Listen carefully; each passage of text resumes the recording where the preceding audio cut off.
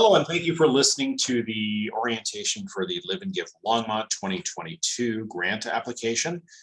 Before we begin, I wanted to let you know some of the other grant programs that we've got going on year to year. So the way you find out about any grant opportunity, there's really two ways. So first of all, on our website, you can click on this Getting Support tab. It will take you to this grant programs listing and also scholarships listing. Also encourage anybody, if they have students that are eligible, to apply for scholarships. Within the grants tab, if you click on this, you will see some of the opportunities that we already have. And then each of them leads to this grant application portal. If you click on this grant portal, you will go to our login site, but I wanted to first let you know that probably one of the better ways to find out about opportunities is to get on our mailing list. So you can click on the About tab and you can sign up, or you can go to the search bar. And if you do a search, how do I get on your email list? You can click on that and get on the email list. And that alerts people to any sort of grant opportunity that we have throughout the year. So it's probably best to make sure you're included in that. So let's click on this grant application portal. We're going to be taken to this login page. If you haven't created an account, you just click on the create new account and we'll walk you through the information that you need. Obviously, you have to be a qualified charity or 501c3 organization to receive funding. One of the questions we often have is that if we have a fiscal sponsor, like another nonprofit is acting as our fiscal sponsor until we get our own status, can we apply? And the answer is yes, you certainly can. So just let us know that you don't have a tax ID number from the IRS. We'll be happy to fix that. We do need a tax ID number for your fiscal agent though. So let's log in. Like I've already created an application or an account, if you will. And I'll log in here and I'm going to change this up. So this is the application dashboard that you're going to see. It's going to list my name as well as the organization. And I've created this little Alta Community Garden, or a garden community, if you will, is kind of a fake organization here. And then if you are looking to apply for a grant, you want to click up this apply button up here. And you'll notice that the Live and Give Longmont 2022 application is all ready, and it's accepting submissions from 11/19/2021 to 1/14/2022. This date will probably change depending on how quickly we get this out. But let's say we want to apply, we just click on the preview. Let me go back real quickly and explain something here. Grant Hub, if I click on this little eye, it's an online management solution. So it allows you to track all your deadlines and such. There's certainly no obligation and no affinity with the foundation for Grant Hub. It's just one of those suggestions that is here on the online portal. If we click on the application itself, we're going to be taken to a description, very basic description. We want you to apply for general operating support.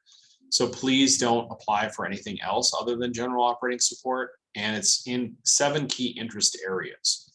And the 7 areas are listed here below: animals, arts and culture, civic, education, environment, climate, health, and human services. So in addition to filling out the application itself, you will also need to have these materials at the standby. So we do require a video. You can either do it through a YouTube link or upload it through a YouTube link or upload it through Vimeo, or upload it to our ShareFile account, and we'll have a link at the bottom of this application where you can click on the ShareFile account and we'll open up a new tab so you can attach your file. If all else fails, you can certainly send it directly to eric@longmontfoundation.org. It will probably come through in a Google Drive or Google Share document, or perhaps a Dropbox, and we have been able to work through those to make those work. So don't panic. I don't want you to panic at 11:45 p.m. at night and say that you can't get your video done. We're not that type of foundation. We're not gonna say, oh, you didn't get your video uploaded because there was a glitch with the system, and so therefore you are no longer considered. That's not how we operate it. So we're happy to answer any questions. We're available and we're approachable, which I think is a key difference with the Longmont Community Foundation as compared with some other foundations. So again, approachable. So please ask any question that you want about the process, about how it works, about the application itself. Always happy to answer any questions. So in addition to the video, and I'll get to the details about that, you're also going to have a board list and most recent year-to-date or year-end statement of financial position or a balance sheet, or your and also your income statement or your year-end end of statement of activities or year-to-date. And the reason why we do the year-to-date or year-end is the fact that some of you have different fiscal years. So some of you might be in mid-year, and so you need to submit a year-to-date, and some of you might have your last month might have been your ending yearly statement, so you're able to attach those. One of the changes that we'll have for this year is we want you to self-identify which issue or area of interest your purpose or your nonprofit's purpose is focused on. So again, you can choose one of these radio buttons here and click on this. And then some of you will probably, those who have filled this out before, will be familiar with this. The purpose of your organization. And again, we ask you to limit this to 125 words or less, which is equivalent to about 750 characters. So if whatever you're working on, perhaps you're working on a Word document and you're doing words or characters, you should be able to click on that word count button in Word to figure out how many characters it is. And then you can do a cut and paste. The system does allow you to do a cut and paste, but we certainly don't want you to go long. So you're frustrated because it cuts off after the 125 words. The DEI is important, very important to us, and hopefully it's important to your mission and purpose. So we're just asking you why it's important to your mission and purpose here. And then a statement of request. This is a sentence statement, just asking us or telling us why you're seeking your general operating support, and it's going to be used for X. Perhaps to support a program, perhaps to support your general mission, whatever it is, it's a sentence here, and you just put that in here. What were you accomplished with funding? Evaluation, how do you evaluate programs? What are your anticipated outcomes? And the one thing I wanted to point out real quickly about evaluation of your programs, it's not we're not asking for like the most recent evaluation methodology, but we're just asking that you actually do evaluate your programs and how frequently do you evaluate. And really that's more of getting a sense of like, do you even do this? And that's important to the foundation. And then what challenges does your organization face in the coming year? How are you adjusting? And then getting down to the video requirement. We want you to submit a short video describing your services, impact, or a story. And stories are best. If you have a story or if you can show us how some of your work is done, that would be great. But we don't want to make it overly arduous, nor do we ever want you to spend money on this. We really want you just to literally pick up a smartphone or a tablet, or even record a Zoom call with staff, clients, or board. And in that group call, you can just click on record and have that discussion go on and what's going on perhaps with the organization. Just upload that to a YouTube or Vimeo account, or just send it to us on ShareFile. And again, that works really well too. So I cannot emphasize this enough. Do not go out and decide you're going to do an expensive video production.